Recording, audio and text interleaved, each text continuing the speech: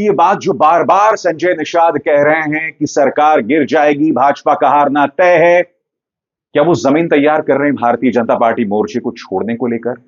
क्योंकि अपना दल और भारतीय जनता पार्टी के बीच में पहले से ही दूरियां बढ़ रही हैं और ऐसे में निषाद पार्टी के प्रमुख का यह बार बार कहना, जो कि सरकार में मंत्री हैं, ऐसा भी नहीं कि बाहर से समर्थन दे रहे हैं, इसके मायने क्या हैं?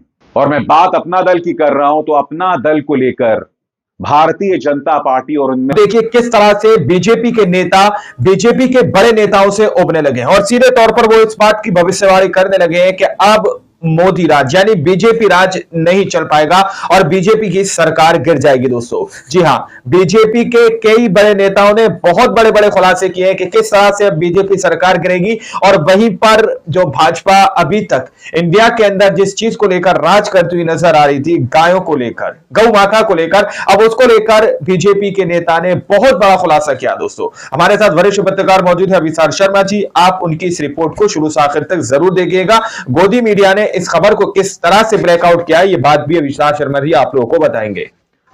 उत्तर प्रदेश में भारतीय जनता पार्टी सरकार का कौन सा मंत्री कह रहा है कि 2027 के विधानसभा चुनावों में भारतीय जनता पार्टी का हारना तय है? आखिर ऐसी कैसी जूतम पैजार हो रही है कि चाहे मंत्री हो विधायक, वो ये तक कह रहे हैं कि उत्तर प्रदेश पुलिस आए और मेरे सीने पर गोली चलाए। बताइए, हालात इस कदर गंभीर हो गए हैं दोस्तों यूपी के अंदर। मगर अजीब और गरीब बात यह कि आप इसकी सुगबुगाहट कहीं नहीं सुन रहे हैं। इन चेहरों पर गौर कीजिए दोस्तों। संजय निषाद, जो कि निषाद पार्टी के अध्यक्ष भी हैं और योगी सरकार में मंत्री भी। दूसरा चेहरा आशीष पटेल और तीसरा चेहरा नंद किशोर गुर्जर। 2 मंत्री, 1 विधायक खुलेआम चुनौती दे रहे हैं मुख्यमंत्री आदित्यनाथ को, उनके नौकरशाहों को। ये तक कह रहे हैं कि 2027 में भाजपा का हारना तय है। ये तक कह रहे हैं यूपी पुलिस को हम चुनौती देते हैं कि आइए और मेरे सीने पर गोली चलाइए। आखिर हालात इतने खराब क्यों हो गए दोस्तों? ये समझने की जरूरत है। आखिर क्या वजह है कि अपना दल बगावत करने पर उतर रही है? आखिर क्या वजह है कि संजय निषाद बिल्कुल भी खुश नहीं दिखाई देते और बार बार भारतीय जनता पार्टी को चेतावनी दे रहे हैं? सबसे पहले दोस्तों मैं आपको बतलाना चाहता हूं, संजय निषाद गोरखपुर में उनका शक्ति प्रदर्शन, इन तस्वीरों में आप देख सकते हैं। संजय निषाद पहुंचते हैं अपने समर्थकों के बीच और वहां पहुंचकर वो भारतीय जनता पार्टी को सख्त चेतावनी देते हैं। इंतजार कीजिए, नंद किशोर गुर्जर ने क्या कहा, आशीष पटेल ने क्या चेतावनी दी, इसकी भी हम चर्चा करेंगे। मगर सबसे पहले अपने तमाम समर्थकों के बीच यहां पर संजय निषाद यहां पर दिखाई दे रहे हैं और वो क्या कह रहे हैं इस पर भी गौर कीजिएगा। वो भारतीय जनता पार्टी को चेता रहे हैं पार्टी के अंदर मौजूद विभीषणों को लेकर। और आप भी जानते हैं दोस्तों कि विभीषण कहां थे, किसके साथ थे, किसका घर ढाया था, कौन सी लंका ढाई गई थी, विभीषण का यहां जिक्र किया जा रहा है। सुनिए संजय निषाद क्या कहते हैं, दैनिक भास्कर इस बारे में क्या कह रहा है आपके स्क्रीन पर। योगी सरकार में मंत्री डॉक्टर संजय निषाद ने एक बार फिर भारतीय जनता पार्टी को असहज कर दिया है। गोरखपुर में उन्होंने कहा, भाजपा में विभीषण है जिन्होंने लोकसभा चुनावों में 45 सीटों पर हरवाया। ऐसे लोगों पर कार्रवाई होनी चाहिए। विभीषण अगर रहेंगे तो 2027 में पार्टी को नुकसान होगा। यानी भाजपा के अंदर ही अब देख रहे हो आप लोग बगावत की बात उठने लगी है दोस्तों, बगावत की आग देखने को मिल रही है। कीजिएगा, लोकसभा चुनावों के नतीजे आते हैं और पार्टी के नेता खुलकर सामने उभर कर आने लगते हैं। वो कहते हैं कि अगर 2027 से पहले दखल नहीं दिया गया तो भारतीय जनता पार्टी का हारना तय है। संजय निषाद अपने तेवर सख्त करते हुए गोरखपुर में और क्या कह रहे थे इस पर भी गौर कीजिए दोस्तों। उन्होंने कहा, कई सीटें बीजेपी की थी, वो कैसे हार गई? उन सीटों को विभीषण नहीं हरवाया है। मुख्यमंत्री, प्रदेश अध्यक्ष, महामंत्री और गृह मंत्री को यही लोग तो गुमराह करते हैं। हालांकि उन्होंने विभीषण किसको कहा यह स्पष्ट नहीं किया। संजय निषाद की निषाद पार्टी उत्तर प्रदेश में एनडीए की सहयोगी है। इससे पहले संजय निषाद ने गुरुवार को मऊ में भाजपा को चेताया था, कहा था अगर मल्लाह समुदाय को आरक्षण नहीं मिला तो सरकार की कुर्सी छिन जाएगी। बताइए। सवाल यह किया जा रहा है दोस्तों कि ये बात जो बार बार संजय निषाद कह रहे हैं कि सरकार गिर जाएगी, भाजपा का हारना तय है, क्या वो जमीन तैयार कर रहे हैं भारतीय जनता पार्टी मोर्चे को छोड़ने को लेकर? क्योंकि अपना दल और भारतीय जनता पार्टी के बीच में पहले से ही दूरियां बढ़ रही हैं, और ऐसे में निषाद पार्टी के प्रमुख का यह बार बार कहना, जो कि सरकार में मंत्री हैं, ऐसा भी नहीं कि बाहर से समर्थन दे रहे हैं, इसके मायने क्या हैं? और मैं बात अपना दल की कर रहा हूं, तो अपना दल को लेकर भारतीय जनता पार्टी और उनमें तनाव इस कदर बढ़ गया है कि पार्टी के नेता और सरकार में मंत्री आशीष पटेल कह रहे हैं कि यूपी पुलिस, तुम तो पैरों पर गोली मारते हो ना, मेरी छाती पर गोली चलाओ। बताइए, स्थिति यहां तक पहुंच चुकी है। कह रहे हैं उसकी हम चर्चा करेंगे, मगर सुनिए किस तरह से उन्होंने चेतावनी दी। लेकिन मैं एसटीएफ को भी बता देना चाहता हूं, तुम्हारा नाम स्पेशल टास्क फोर्स है ना, तो मेरा नाम आशीष पटेल है। तुम पैर पे गोली मारते हो ना, औकात हो तो सीने पे मेरे गोली मार के दिखाओ।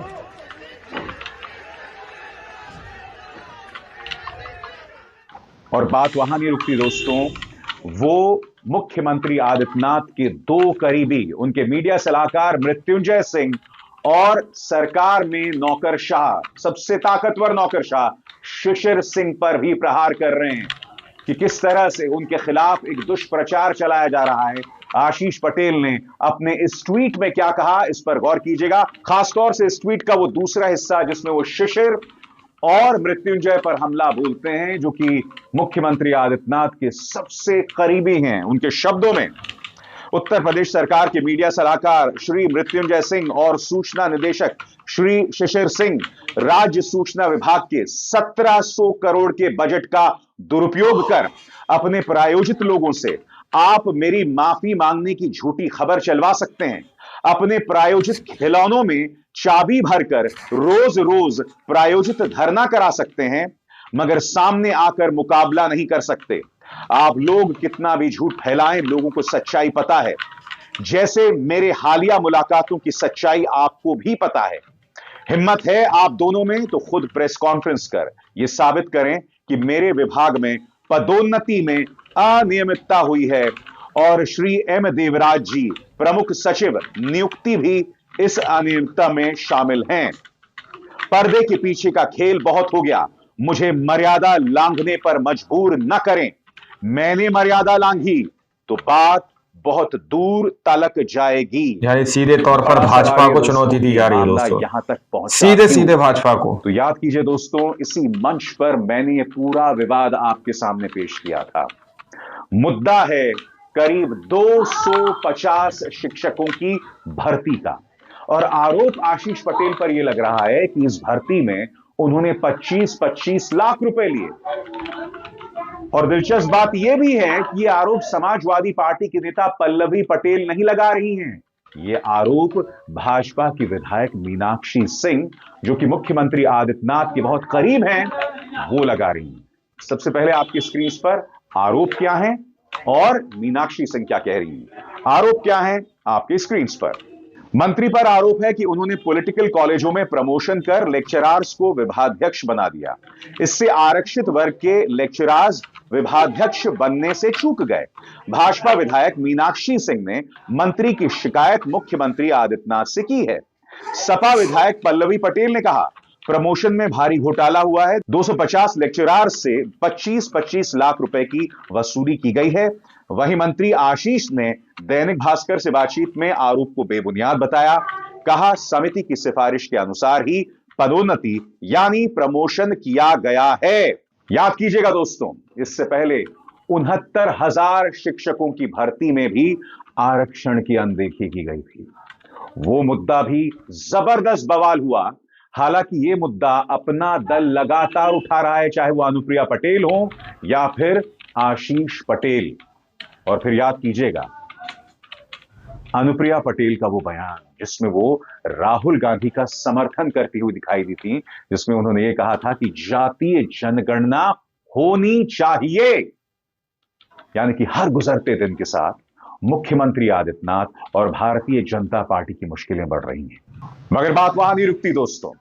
आशीष दिन पटेल प्रतिदिन जो है की मुसीबतें मैं बढ़ती हुई आपको नजर आ रही हैं। गोरखपुर के कोई अंदर ना कोई संजय नई निषाद मुसीबत। किस तरह से बगावती झंडा उठा रहे हैं वो मैं आपको दिखला चुका हूं। मगर जिस राजनीति के सहारे भारतीय जनता पार्टी वोट हासिल करती है, उसी पर पार्टी के एक विधायक नंदकिशोर गुर्जर हमला कर रहे हैं। नंदकिशोर गुर्जर कह रहे हैं कि राज्य के अंदर 50,000 गायों को काटा जा रहा है। जी हाँ, याद कीजिएगा इसी साल की शुरुआत में एक मुस्लिम को गोकशी के आरोप में मौत की घाट उतार दिया जाता है।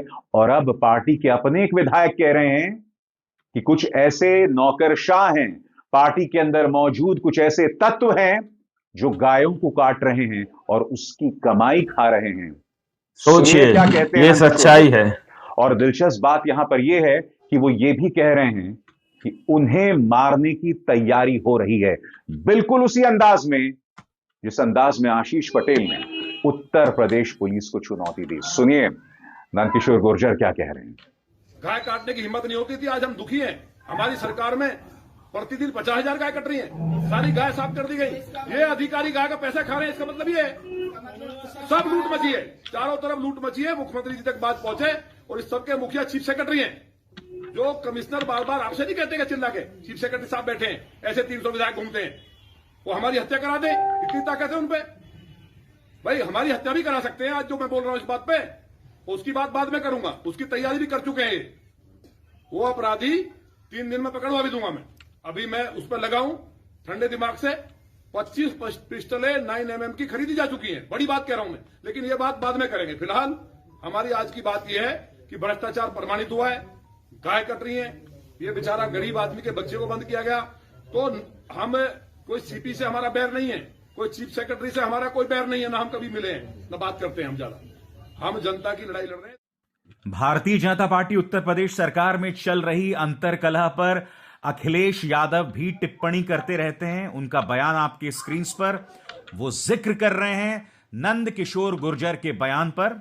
अखिलेश यहां कहते हैं, उत्तर प्रदेश भाजपा सरकार में 2 राजधानियों के बीच आपस में ही आरोपों की तलवारें खिंची हैं। किसी भाजपाई मंत्री के या किसी भाजपाई विधायक के ही कंधे पर बंदूक रखकर कोई भाजपाई ही कहीं दूर से निशाना साध रहा है। सत्ता की इस रस्साकशी में जनता और सरकारी कामकाज पिस रहा है। अधिकारी इनके घर्षण की आग में अपनी रोटी सेक रहे हैं। दरअसल ये जो लड़ाई है उसका कारण भ्रष्टाचार की कमाई है, जिस पर सब एकाधिकार जमाना चाहते हैं। अब तो भाजपाई भी कहें आज का नहीं चाहिए।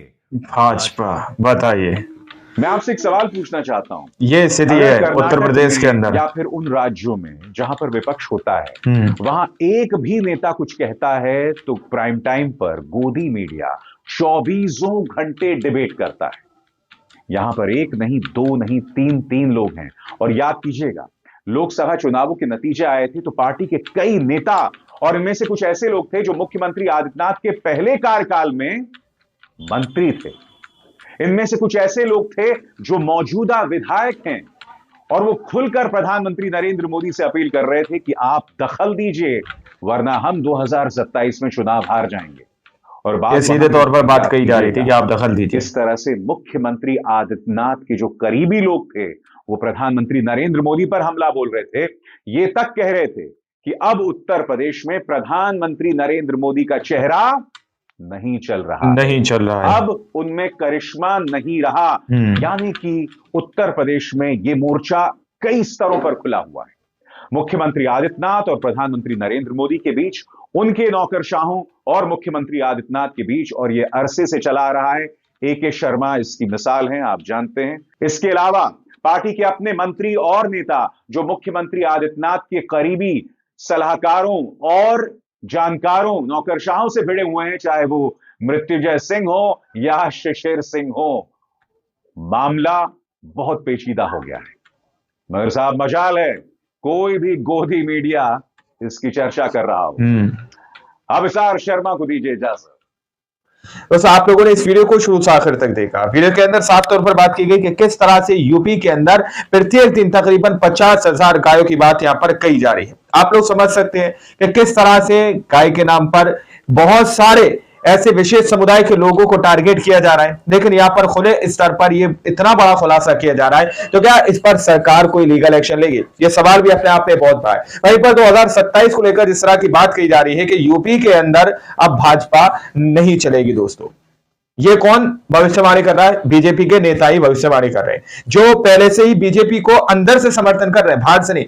वो नेता इस बात को लेकर भविष्यवाणी करते हुए नजर आ रहे हैं कि 2027 में अब यूपी जो है बीजेपी के हाथ से पूरी तरह से निकल जाएगा, भाजपा का राज यूपी के अंदर नहीं रहेगा। पहले ही यूपी के अंदर भाजपा की किस तरह की हालत है वो आप लोग जानते हैं। अयोध्या के अंदर हारने के बाद किस तरह से भाजपा की किरकिरी हुई थी, वो तस्वीरें किसी से छुपी हुई नहीं है। अब आप लोग इस पूरे मुद्दे को किस नजर से देखते हैं? अपनी राय कमेंट सेक्शन में जरूर दीजिएगा। मिलता है अगली वीडियो में, जब तक के लिए जय हिंद, जय भारत।